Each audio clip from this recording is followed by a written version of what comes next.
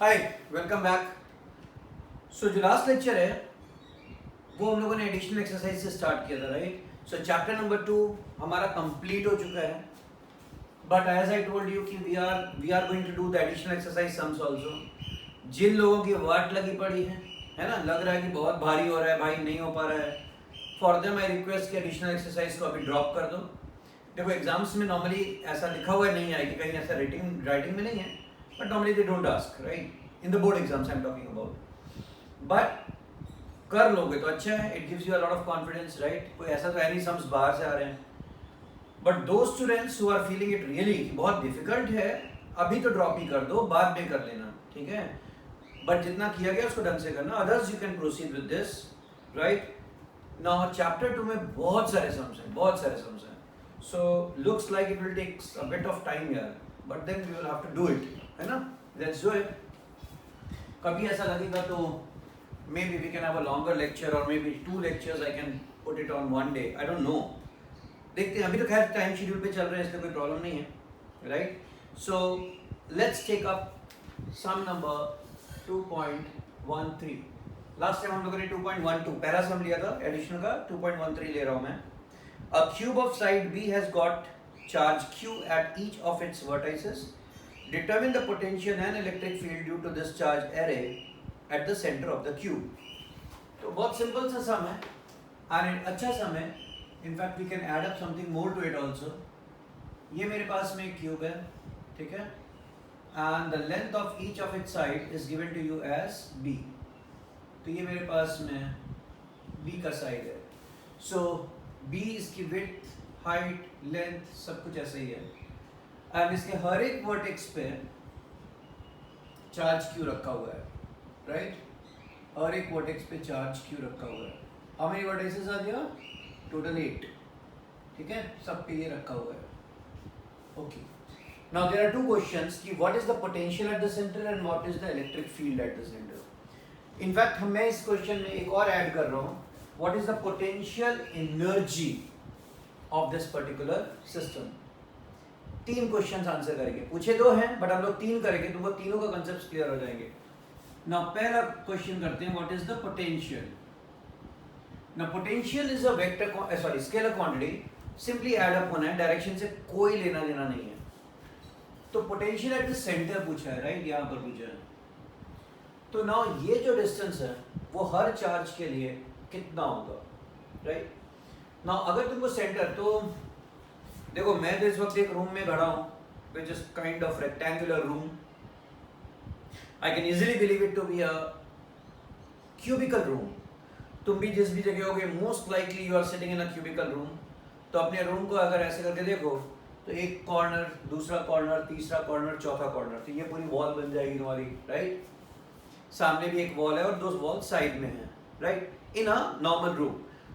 तुम जिस रूम में बैठे हो अगर वहाँ पर ऐसा नहीं, that doesn't mean it is not normal, वो भी नॉर्मल ही है, बट ऐसे वाले रूम में चले जाओ जहाँ पर ऐसा सिचुएशन हो। Now if you look at it, मेरे पास में ये जो साइड है ये बी दिया हुआ है ना? ये जो साइड है ये बी है और यहाँ वाला भी साइड बी है। तो जो फ्लोर का डायगोनल है वो हो जाएगा √2 times B by the Pythagoras theorem. तो अगर मैं डायग्राम में दिखाऊं तो what I am talking about is this thing will turn out to be equal to √2 times b, ठीक है? अच्छा, ये जो हाइट है ये वापस b है। तो अगर ये वाले कॉर्नर ऑफ द रूम से diagonally opposite corner of the room को ज्वाइन कर दो ऐसे, यानी कि मैं क्या बोल रहा हूँ, डायग्राम में तो क्लियर दिख रहा है कि मैं क्या कर रहा हूँ, बट अगर क्लैरिटी नहीं आ रही है तो तुम अपने रूम में ऐसा सोचो कि तुम्हारे पास में रूम का फ्लोर है, एक डायगोनल खींच दो फ्लोर पे, ठीक है? एक तो फ्लोर का डायगोनल हो गया और एक यहाँ पर वॉल होगी तुम्हारी, उसके ये स्ट्रेट हाइट ले लो ये वाली, ठीक? तो ये √2 भी है और ये भी है। अब दोनों कॉर्नर्स को ज्वाइन कर दो तो you get a right angle triangle. तो ये √2 भी है और ये भी है, तो by Pythagoras theorem √2 B the whole square plus B square. Now √2 B the whole square means 2b square plus b square, that is 3b square. वो तुम्हारा हाइपोटेन्यूज बनेगा, उसका स्क्वायर रूट करोगे तो √3b बनेगा। ये हम पहले भी कर चुके हैं, आज मैंने आखिरी बार तुमको एक्सप्लेन किया, अब कभी नहीं करूंगा। तो ये टोटल डायगोनल की length by Pythagoras theorem is equal to the diagonal is equal to √3 times the b value. ठीक है, ये हमारा आंसर आता है. बट हमको तो उसका सेंटर चाहिए, राइट? हमको उसका सेंटर चाहिए, ये पॉइंट. तो यानी कि वो कितना हो जाएगा? So the centre point is at a distance of √3b/2, right? So we get it over here that our center is at a distance of √3b/2. That means हर एक चार्ज का डिस्टेंस सेंटर से कितना होगा? √3b/2. तुम आप जो room में बैठे हो ना, ये तुम्हारा सेंटर आ गया. √3b/2, √3b/2, √3b/2, √3b/2. हर एक का डिस्टेंस, चार्ज का डिस्टेंस सेंटर से कितना है? √3b/2. So what is the potential because of a single charge? So it has to be equal to kq/r. ये आना चाहिए, राइट? और अगर kq/r आना चाहिए तो ये कितना हो जाएगा? kq/r. तो सेंटर से जो डिस्टेंस है उसी को r बोल रहे हैं, तो ये हो जाएगा √3b/2. Therefore potential total is equal to, ये एक चार्ज का हुआ, this is the potential V/1 charge. ठीक है, V/1 charge is equal to this. Therefore V total कितना हो जाएगा? V total में कितने चार्जेस हैं? 8 charges are there, right? 1 2 3 4 5 6 7 8 charges are there. तो 8 चार्जेस का मतलब इसको 8 से मल्टीप्लाई कर दो. अगर इसको 8 से मल्टीप्लाई कर दो और ये 2 पर आएगा तो you get it as 16 kq/√3b. Correct? That's your total potential at the center. कुछ नहीं करना है यार, इतना कोई कॉम्प्लिकेशन नहीं है. kq/r है आंसर. पोटेंशियल कितना होता है? kq/r. और कितने चार्जेस हैं? 8 चार्जेस हैं, तो kq/r को 8 से मल्टीप्लाई कर दो बस. और अगर 8 से मल्टीप्लाई करो तो बचा क्या? r मैं बोल रहा हूँ कितना है? √3b/2 है. ये रहा, कर दो. इतना ही बोल रहा हूँ. अच्छा, what next? Next is electric field at the centre. तो electric field by symmetry, let's see कि इलेक्ट्रिक फील्ड डायगोनली अपोजिट एक दूसरे को कैंसिल कर देगी, राइट? ये वाला कॉर्नर उस वाले कॉर्नर को कैंसिल करेगा, वो कॉर्नर इसको कैंसिल करेगा, राइट? ये सारे कॉर्नर्स एक दूसरे को कैंसिल कर देंगे. So the net field at the centre because of symmetry is 0. kq/r² 0 कर देगा. अब तीसरा क्वेश्चन में एक एक्स्ट्रा ले रहा हूं. आई am asking you what is the potential energy of the system. अब देखो यहां पर potential energy of the system देखोगे तो her what is potential energy? kq1 q2/r. तो तुमको ये पोटेंशियल एनर्जी सारे चार्जेस के लिए काम करनी पड़ेगी. सो लेट्स से कि मेरे पास ये चार्ज है, तो इन दोनों के बीच में पोटेंशियल एनर्जी कितनी हो गई? kq1 q2 kq²/b. तो मेरे पास में आया kq²/b. तो ये kq²/b आया, इसका भी kq²/b हो गया, इसका भी kq²/b हो गया, इसका भी kq²/b हो गया. तो ऐसे अगर सोचो तो कितने होंगे? इसका भी वही होगा, इसका भी वही होगा. तो टोटल कितने ऐसे पेयर्स बनेंगे? आई will gate 1 2 3 4 4 pairs, 1 2 3 4 4 pairs and 1 2 3 4 4 pairs. 12 pairs. जितने वर्टेक्स, जितने ये होंगे ना इसके एजेस, उतने ही तुम्हारे पेयर्स बनेंगे. So I will get this total as 12 times kq²/b. 12 times, ठीक है ना? 12 edges are there. 4 नीचे के, 4 साइड के, 4 ऊपर के, 12 edges. That's it? नहीं. अब there is an interaction between these charges also. अब ये करोगे तो इसका आंसर कितना आएगा? kq²/√2 भी आएगा. ऐसे कितने पेयर्स बनेंगे? तो 1 2, एक फेस पे 2. फिर सामने वाला फेस ले लो, 1 2, हर फेस पे 2. There are 6 faces, so total 12 combinations again. So therefore my potential energy is plus 12 times kq² by ये distance, that is √2b. काम खत्म हो गया? नहीं, अभी भी नहीं खत्म हुआ. अब ये जो डायगोनली अपोजिट किया था ना हम लोगों ने, रूम का ऐसे डायगोनली अपोजिट या ऐसे, ऐसे कितने डायगोनल्स बनेंगे? तो अगर तुम देखोगे तो 1 और 2 इधर बनेंगे, ठीक है? और फिर यहाँ पर आ जाओ तो 3 and 4, 4 ऐसे बनेंगे. तो 4 times kq² by ये टोटल डिस्टेंस इज √3b। ऐसे तुम्हारे पास में 4 पेयर्स हो गए, राइट। 2 इसके लिए हो गए, 2 इसके लिए हो गए, तो ये इसके साथ अपोजिट हो गया और ये इसके साथ अपोजिट हो गया। This is the total potential energy of the system. अब इसमें कॉमन लेना तो कॉमन ले सकते हो, kq²/b को कॉमन ले लो and then you add up, वो ठीक है, but this is the main answer that we are looking for. Clear हुआ सम? सो क्यूब चार्जेस के लिए potential, electric field and potential energy of the system, हमने 3 चीजों पे वर्क किया, right. So you can note it down. We take on the next sum. Next sum में है कि there are 2 tiny spheres carrying the charges 1.5 microcoulomb and 2.5 microcoulomb located 30 centimeter apart, and we have to find out the potential and electric field at, I think पहला है the midpoint which is between the 2 charges, उसके बीच में कितना है, and at a point 10 centimeters away from this particular midpoint at a plane which is normal to, which is the plane which is normal to this, right? So यार इसमें calculation अगर ज्यादा होगा ना, कैलकुलेशन नहीं करूंगा, I will show you how to do it, you will have to do it at home, but I will show you the complete thing. इसमें मेरे पास में 2 चार्जेस हैं, these are the 2 charges, so q1 is equal to 1.5 into 10 raised to minus 6 coulomb, ठीक है, 1.5 into 10 raised to minus 6 coulomb, और जो दूसरा charge दिख रहा है वो है 2.5 into 10 raised to minus 6 coulomb। ये 2 चार्जेस हैं। जो बीच का गैप है वो 30 सेंटीमीटर्स का है, तो 30 सेंटीमीटर मतलब हो गया 0.3 मीटर्स, ये 3 मीटर्स का गैप है, ये इसका मिड पॉइंट है, m ले लो, तो ये 0.15 है और ये भी 0.15 मीटर्स का गैप है, ठीक है, डिस्टेंस है।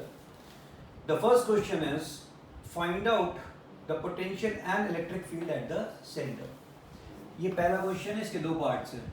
तो पहला part, potential at the centre is equal to potential because of this charge plus potential because of this charge. एकदम simple, this is kq1 upon r1 plus kq2 upon r2। k common है दोनों में। अब देखो r1 distance and r2 distance are same, but q1 is different and q2 is different, so you can actually take out, अब तो values डालनी है तुमको, राइट। तो अगर तुमको कॉमन लेना है तो ले सकते हो। Remember over here r1 is equal to r2 is equal to r, so that I am taking it as k upon r q1 plus q2, so this is 9 into 10 raised to 9 divided by r which is 0.15, and q1 and q2 लिखोगे तो 1.5 into 10 raised to minus 6 plus 2.5 into 10 raised to minus 6, 10 raised to minus 6 भी बाहर आ जाएगा, अंदर में 4 रह जाएगा, so you'll get it as 9 into 10 raised to 9 into 10 raised to minus 6 upon 0.15 into 2.5 plus 1.5 4। इसको थोड़ा और सिंप्लीफाई कर लो तो 10 raised to 9 minus 6,000, so this is basically 9,000 into 4 divided by 0.15 volt। ये आंसर आ जाएगा, ठीक है। ये हो गया potential at the centre. Now comes the question, what is the electric field. यहाँ पर इलेक्ट्रिक फील्ड कितनी है, तो इलेक्ट्रिक फील्ड में देखो ये वाला जो चार्ज है, यहाँ पर क्या इमेजिन करोगे, यूनिट पॉजिटिव चार्ज, तो ये वाला चार्ज इस चार्ज को ऐसे पुश करेगा और ये वाला चार्ज इस चार्ज को पॉजिटिव को इधर पुश करेगा, correct, which will be a bigger force. मुझे दिख रहा है कि ये चार्ज की वैल्यू ज्यादा है Q2 की, that means E2 is more than E1, so final answer left side पे आएगा। कितना आएगा, so my net field at the centre is E2 minus E1, so this is kq2 upon r2 square, है ना, minus kq1 upon r1 square। Again you can see r1 is equal to r2 is equal to r, so I can take out k by r square common, and in the bracket I get q2 minus q1, ठीक। ये charge मालूम है, ये मालूम है, k मालूम है, r square मालूम है, तो तुमको नेट इलेक्ट्रिक फील्ड मिल जाएगी. You can write down from Q2 to Q1. ये डायरेक्शन आ जाएगा. ये हो गया तुम्हारा first part of the sum over. Then is the second part over there. The second part is saying that at a point 10 centimeters from this midpoint in a plane, normal to the line and passing through the midpoint. So दूसरा question क्या बोल रहा है? It's the same question. तो charges का arrangement ऐसा ही है. So I have got a charge Q1, I have got a charge Q2, and this is my midpoint, and this is 0.15, right? और अभी एक काम कर रहे हैं इसमें, क्योंकि ना कैलकुलेट करना पड़ जाएगा, तो मैं इसको ना 15 सेंटीमीटर लिख रहा हूँ. बाद में इसको मीटर में कन्वर्ट कर देंगे हम लोग, ठीक है. 15 centimetres and this is also 15 centimetre. 10 centimetre from this mid point in a plane normal to the line and passing through this particular mid point. So यहाँ से एक प्लेन पास हो रहा है और ये जो डिस्टेंस है ये है 10 सेंटीमीटर्स, ठीक है. सो इस पॉइंट पे मान लो let's say this point is point number P. तो ये वाले पॉइंट पे हमको ढूंढना है potential and potential energy.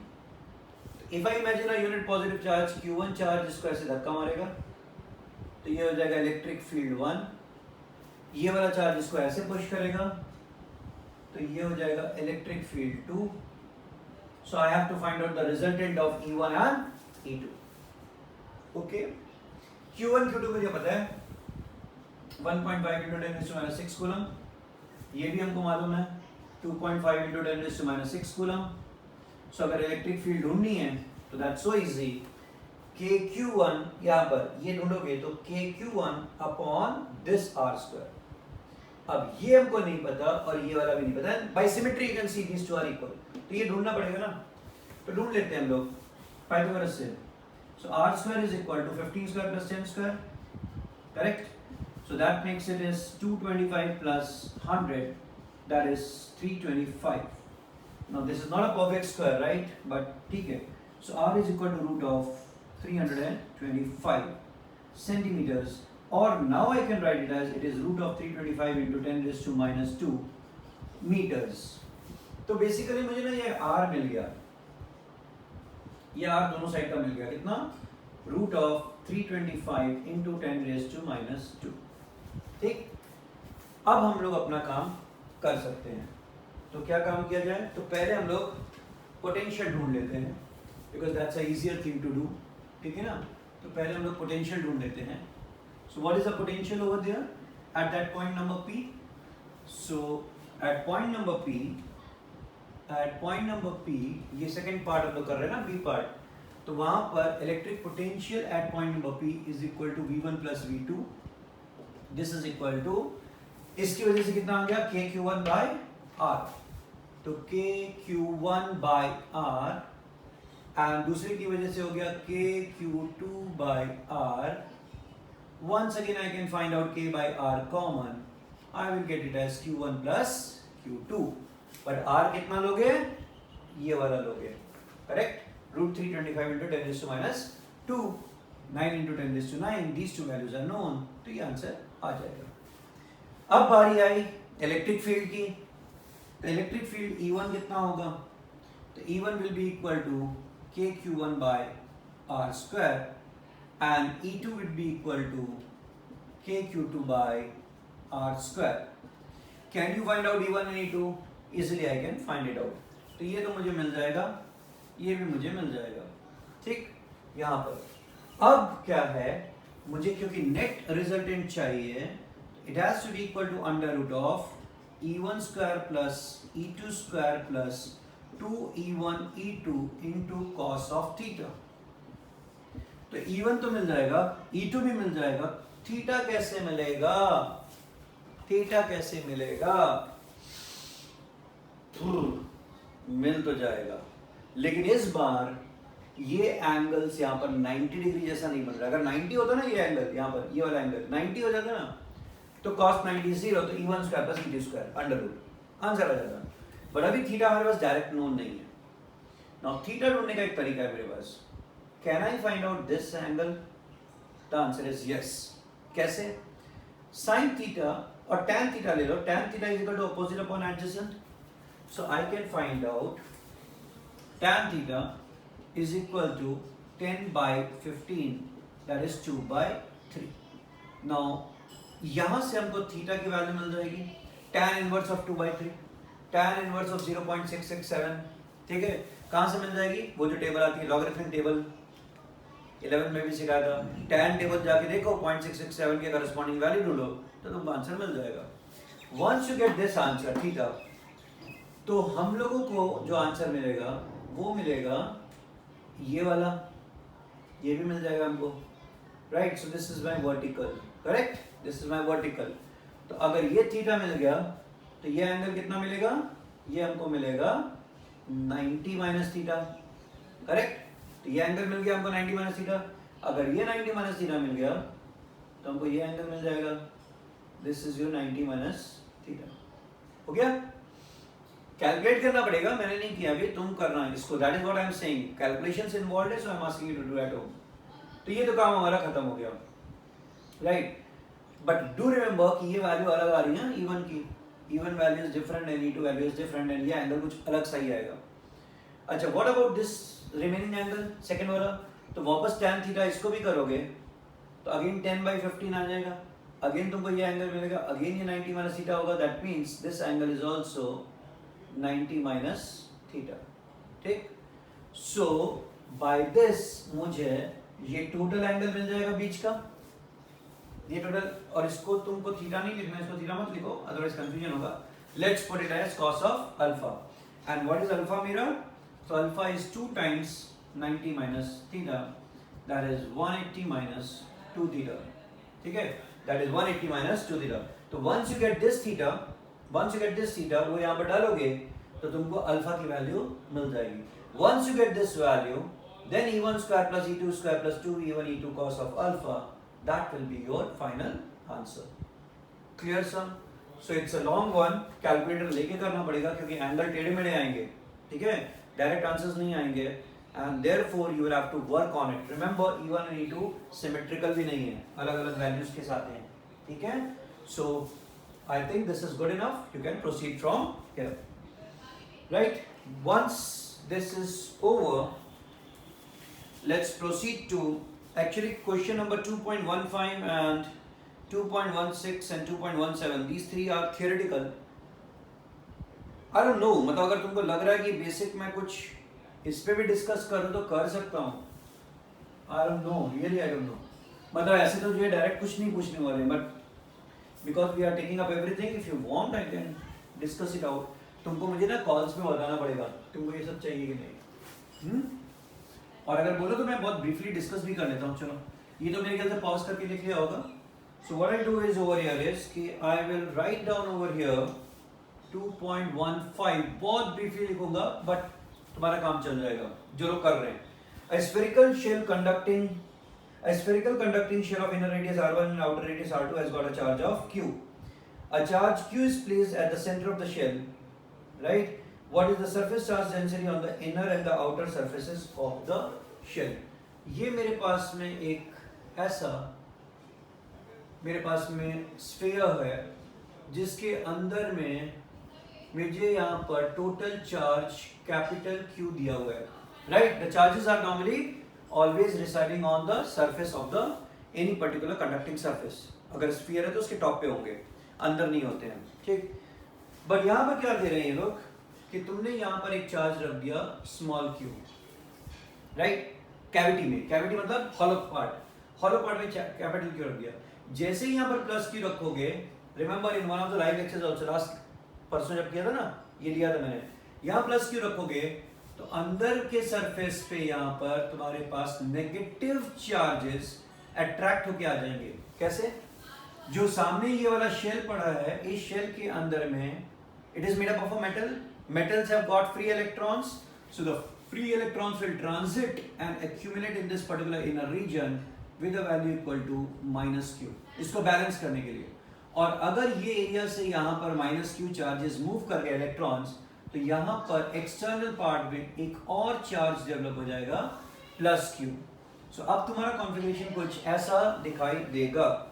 Once you are looking at it, the question is what is the surface charge density on the inner and the outer surface? Now what is surface? Now remember, what is this radius? R1, and what is this radius? R2. तो अंदर में what is the surface charge density? So surface charge density is charge, कितना charge है यहाँ पर? Minus q upon area. Inner area is 4 pi R1 square. And what is sigma 2 equal to?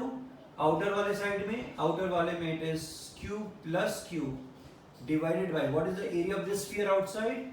It is 4 pi R2 square. So ये मेरे पास में surface charge density आ जाएंगी. Is the electrical field inside the cavity with no charge zero? Even if the shell is not spherical but of any irregular shape, you have to explain it out. देखो, अगर यहाँ पर अंदर कोई charge ही नहीं होगा ना, याद है हम लोगों ने बात की थी इलेक्ट्रोस्टैटिक शील्डिंग वाली, अंदर में अगर कोई चार्ज नहीं होगा तो net electric field has to be zero. कैसे भी सरफेस के लिए the question is yes, the answer is yes. कैसे भी सरफेस के लिए वाई कोई इरेगुलर होगा तो भी आंसर जीरो आएगा. Yes, because according to Gauss's law flux is integration of E dot dA, right, and that is equal to sigma q upon epsilon zero. अगर सेंटर पे ये चार्ज है ही नहीं, कोई चार्ज ही नहीं है, तो this answer will turn out to be zero. अगर ये आंसर जीरो आ रहा है तो dA area of the Gaussian surface तो जीरो हो नहीं सकता. तो इसका मतलब कौन जीरो है? E जीरो है. So for even the irregular surface the E will be zero. अब that is the reason I told you कि ये करने का कोई बहुत मतलब नहीं है, बट ठीक है, because I don't know again. So 2.16 में show that the normal component of the electrostatic field has the discontinuity from one side of a charged sphere to another given by E2 minus E1 is equal to sigma by epsilon 0. Okay. Charge surface to another is given by E2 minus E1. Okay, ये prove करना है. And hence show that just outside the conductor the electric field is sigma upon epsilon 0. And show that the tangential field is continuous from one side. Okay, देखो यहाँ पर ना इतना ज़्यादा कोई मेहनत नहीं है. ये खाली मैं तुमको एक्सप्लेन कर दे रहा हूँ एक क्विकली, बट इससे ना एक बहुत इंपॉर्टेंट पॉइंट मैं ड्रॉ करूंगा, वो बताता हूँ. हम लोगों ने देखा कि there is a infinitely charged plane, infinitely charged plane. तो अगर इनफाइनाइटली चार्ज्ड प्लेन है, मान लो पॉजिटिवली चार्ज उससे एक प्लेन बना हुआ है, राइट. प्लेन मतलब कैसा पता चल रहा है ना, ऐसा एक तुम्हारे पास में इनफाइनाइट प्लेन बना है पॉजिटिव चार्जेस का, ऐसा, राइट. याद आया? और हम लोगों ने गॉसेस लॉ के थ्रू डिफाइन किया था एंड पता किया था कि इससे कितनी इलेक्ट्रिक फील्ड बाहर जाएगी या अंदर आएगी. And we saw that from an infinitely charge sheet दोनों साइड पे जो इलेक्ट्रिक फील्ड जाती है बाहर, लेट्स से कि E1, तो this is sigma upon 2 epsilon 0 and this is also E2 which is sigma upon 2 epsilon 0, correct. But क्योंकि हमारे पास में इन दोनों का डायरेक्शंस अपोजिट है, तो if I take this as positive then I will have to take this field as negative, right. Why? Because these two directions are opposite in nature, correct. दोनों का direction opposite हो गया. अब अगर मैं तुमसे पूछूं कि what is the difference between the two, E1 minus E2, then that is equal to this minus of minus this. तो sigma upon 2 epsilon 0 minus sigma upon 2 epsilon 0, that will give me 2 sigma by 2 epsilon 0. This cancels and gives you sigma by epsilon 0. यही पूछा है. And the second part that they are asking is कि conductors के अंदर में, now this is what I wanted to discuss. Conductors के अंदर में जो तुम्हारा आंसर आता है इलेक्ट्रिक फील्ड का सरफेस पे, वो सिर्फ सिग्मा बाई एप्सिलॉन 0 रहता है. उसका रीजन ये है, if let's say that this is a conducting surface, right. ये एक मेटल का टॉप सरफेस है एंड ये पॉजिटिवली चार्ज है. Let's take up a hollow sphere only, ठीक है ना, ऐसे हॉलो स्फीयर ही ले लो तुम, चलो मान लेते हैं. तो अंदर में तो इलेक्ट्रिक फील्ड 0 है, right, that we already know it. अंदर में इलेक्ट्रिक फील्ड 0 है. तो अगर ये तुम्हारा चार्ज सरफेस है और अंदर इलेक्ट्रिक फील्ड 0 है, दैट मीन्स यहाँ पर जो चार्ज सरफेस से दोनों साइड फील्ड थी, इसमें यहाँ अंदर में तो फील्ड है नहीं, करेक्ट, ये फील्ड है नहीं. तो अब एक ही फील्ड रह गई तुम्हारे पास में, ये चार्जेस तो सेम है तुम्हारे पास. तो यहाँ से जो फील्ड बाहर आएगी that will be equal to the total value that is sigma by epsilon 0. Did you understand that? अंदर भी कोई फील्ड नहीं है, सो ये जो फील्ड हमारे पास बचेगी this will be sigma upon epsilon 0 and not sigma bye 2 epsilon 0. Sigma by 2 epsilon 0 तब है जब ये नीचे का पार्ट अगर कट कर दें, हम लोग ये सब हटा दें और दोनों side charges they are allowed to move, right? तो फील्ड दो साइड आएगी। अगर दोनों साइड फील्ड होगी तो सिग्मा बाई 2 एप्सिलॉन 0 होगी, बट अगर फील्ड एक ही साइड है तो ये वाला कट गया portion, so the net field over here outside will be sigma by epsilon 0. Now this brings me to an important theoretical concept. अगर तुम्हारे पास कोई भी solid metal का piece है या hollow metal का piece है but closed है, तो I am calling that as a conducting surface. I am calling it as a metallic conductor. और ऐसे metallic conductor से जो field बाहर आती है वो sigma by epsilon 0 आती है, ना कि sigma by 2 epsilon 0 आती है. That's the basic difference between the two approaches. ये वैल्यू और ये वैल्यू अलग है, ये सिग्मा बाई 2 एप्सिलॉन 0 है, ये सिग्मा बाई एप्सिलॉन 0 है. That is what you need to take care of. ठीक है, इस इंपॉर्टेंट, इसके अंदर में इससे ज्यादा और कुछ नहीं है. Coming to your question number 2.17, a long charge cylinder of linear charge density. अब पता नहीं यार, ये जो है ना एक्चुअली तो ये एक थ्योरी का पार्ट होना चाहिए था, पता है, ये वाला जो है ना 2.17 जो हम सिलेंडर की बात कर रहे हैं, बट इसके अंदर मैंने एक क्वेश्चन के फॉर्म में दिया हुआ है. जेई वगैरह के अंदर में यहाँ से क्वेश्चन आ सकते हैं, नो डाउट. बोर्ड के अंदर में नहीं आएगा, but then it's a part. तो ये मैं एक्सप्लेन कर दे रहा हूँ. 2.17, a long charge cylinder of linear charge density lambda, ये लैम्डा डेंसिटी है मेरी, चार्ज डेंसिटी है सिलेंडर के ऊपर में, is surrounded by a hollow coaxial conducting cylinder. ये हॉलो है और इसको मैंने एक और सिलेंडर से इसको बंद कर दिया है, but do remember both the cylinders are infinitely long extending on both sides. But ये जो टुकड़ा ले रहे हैं हम, इसकी लेंथ मान लो है L. ठीक है, इसकी लेंथ को हमने L ले लिया है. A long charge cylinder of linear charge density lambda is surrounded by a hollow coaxial conducting cylinder. इसके ऊपर में चार्ज है, इन द अंदर वाले के, बाहर वाले पे चार्ज नहीं है. I repeat, there are charges on this. Let's say positive charges. So there are charges on the inner cylinder, but there are no charges on the outer cylinder. But the question is, of course, it is a metallic conductor by the way. हाँ, metal तो है ही है वो. The question asks this कि what is the electric field in the space between the two cylinders. यानी the question they are asking you is कि ये जो portion हमारे पास में आता है, ये वाला गैप, ये गैप, यहाँ पर फील्ड कितनी है, बिकॉज ये भी एक कंडक्टर है, ये भी कंडक्टर है, ये चार्ज है, इस पे चार्जेस नहीं है, तो यहाँ पर क्या फील्ड होगी? Answer is yes. कितनी होगी? सो लेट्स से कि मेरे पास में ये मैंने गॉसियन सरफेस को मान लिया यहाँ पर. क्यों? क्योंकि चार्जेस को मेरे को बंद करना था, तो मैंने गॉसियन सरफेस से बंद कर दिया.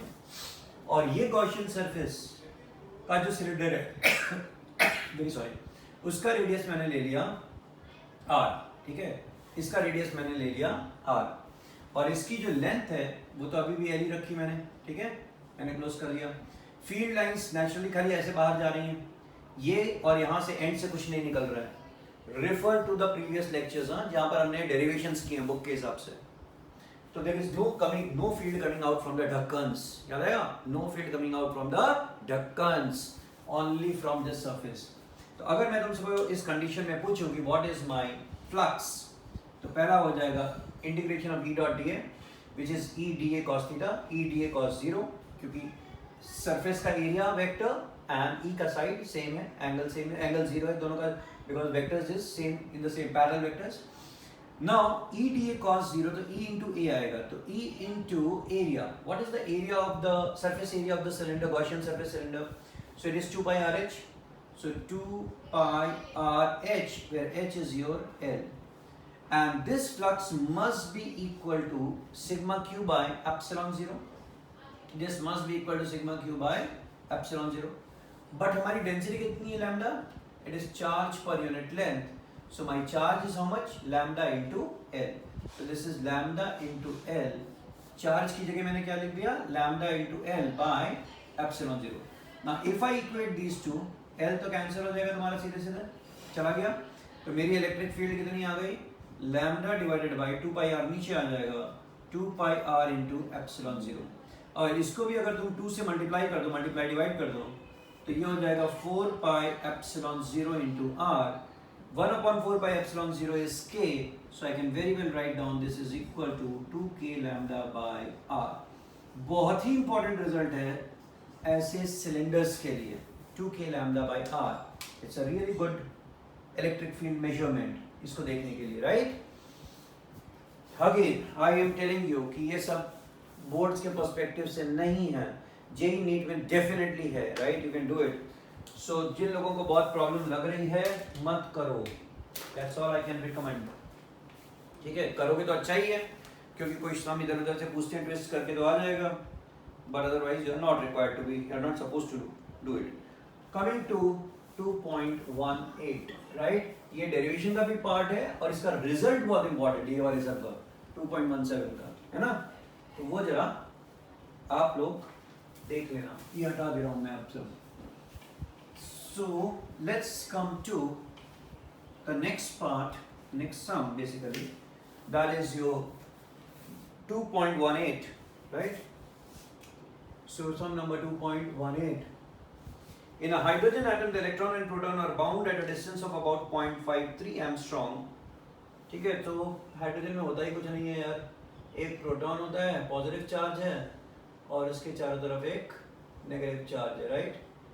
सो this is your electron, negatively charge, and the distance given to you is 0.53 angstrom. So this r is equal to 0.53 into 10 raised to minus 10 meters, correct?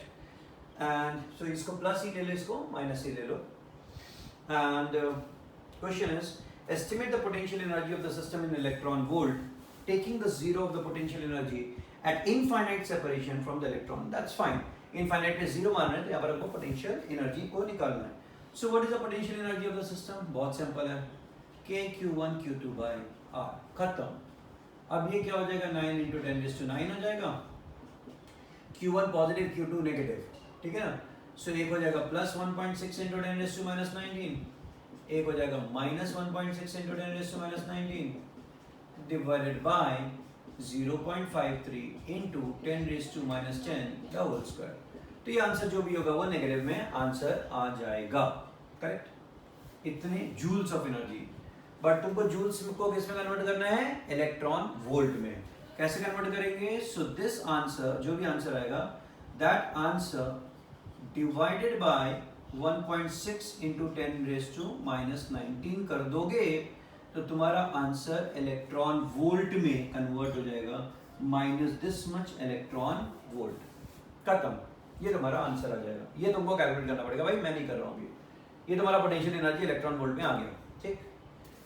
फिर they are asking you what is the minimum work which is required to free the electron given that its kinetic energy in the orbit is half the magnitude of the potential energy obtained in the above answer.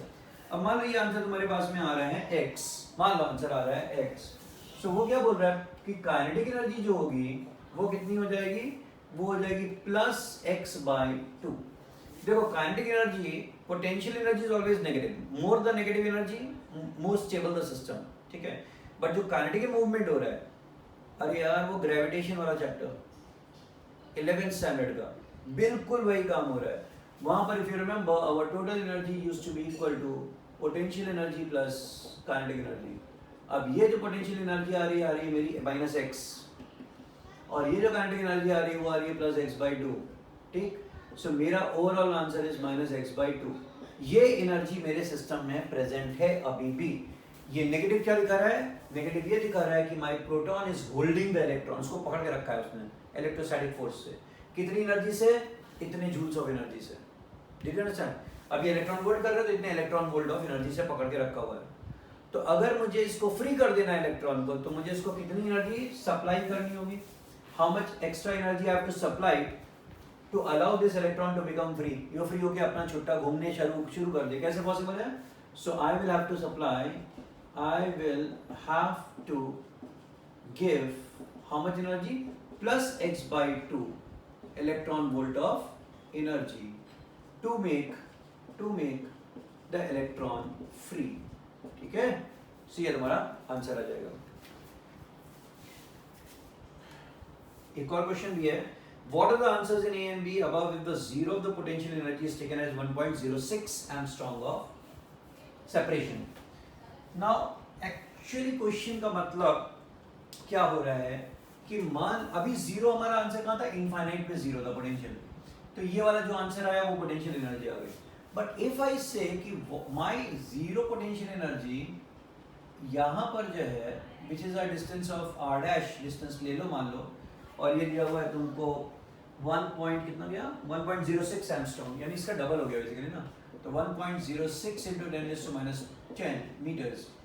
यहाँ पर जो तुम्हारी potential energy अगर इसको zero मान लो तो हम क्या करेंगे, we will find out the potential energy at position r dash. हम यहाँ पर ढूंढ लेंगे कितनी है. कैसे ढूंढेंगे, हम करेंगे k into q1 into q2, जैसे ये कहना ना k q1 into q2, same thing, खाली r बदल जाएगा और यहाँ पर लिख देंगे हम लोग 1.06 into 10⁻⁻10 the whole square. ये आंसर जूल में आएगा, उसको कन्वर्ट कर दो इलेक्ट्रॉन वोल्ट के अंदर में, और ये भी आंसर नेगेटिव आ जाएगा. ठीक है, ये आंसर भी नेगेटिव आ गया. ओके, तो अब यहाँ पर मेरी पोटेंशियल एनर्जी इज -x. ठीक है, ऐसे समझो, मेरे पास दो पॉइंट्स हैं, ये वाला पॉइंट मैं ले रहा हूँ पहला वाला A, और यहाँ पर दूसरा पॉइंट मैं ले रहा हूँ B. यहाँ पर मेरा मान लो आंसर आ रहा है -x, यहाँ पर मेरा आंसर आ रहा है मान लो -y. अब वो क्या बोल रहा है कि y को अगर जीरो ले ले तो इसका क्या होगा. अब अगर ये जीरो ले लोगे तो इसका क्या होगा, इसका मतलब समझो क्या हो रहा है. Let's say this answer is मेरा -10 एंड दिस आंसर इज मेरा -5. अब अगर तुम -5 को जीरो ले लोगे तो ये कितना हो जाएगा, ये इन दोनों में डिफरेंस कितना है, -10, the difference is -10 minus of -5, यानी -5 का गैप आ रहा है ना. ठीक है, -5 का गैप आ रहा है, तो अगर इसको तुम -5 को जीरो पे ले जाओगे तो यहाँ पर मैंने क्या किया, +5 किया तो जीरो हो गया. इसको +5 कर दो, आंसर -5 आ गया. Did you understand this? So अगर मैंने इसको जीरो माना, अगर -5 को जीरो माना तो -10 को क्या मानोगे, तो -5 को जीरो माना मतलब how much did you add up to make it zero, तो तुमने यहाँ पर ऐड अप किया कितना, +5, तो यहाँ पर भी कितना ऐड कर दोगे, +5, तो जो आंसर आएगा दैट इज योर आंसर. एकदम इजी वे में कैसे करते हैं हम लोग दिस माइनस दिस करते हैं, खत्म, तो आंसर तुम्हारा आ जाता है. और उल्टा करोगे, यहाँ पर दिस माइनस दिस करोगे तो उतना तुमको ऐड करना पड़ेगा. Clear? So this is your 2.18. I think बहुत देर हो गई नहीं आज. आई डोंट नो कितना सारा जा रहा है, एक्चुअली सम्स भी बड़े हैं. Let me see how I can club up your more sums, है ना, नेक्स्ट क्लास में. तो आज के लिए अभी इतना ही करते हैं, बाकी अभी नेक्स्ट क्लास लेते हैं. ठीक है, चलो सी बाय.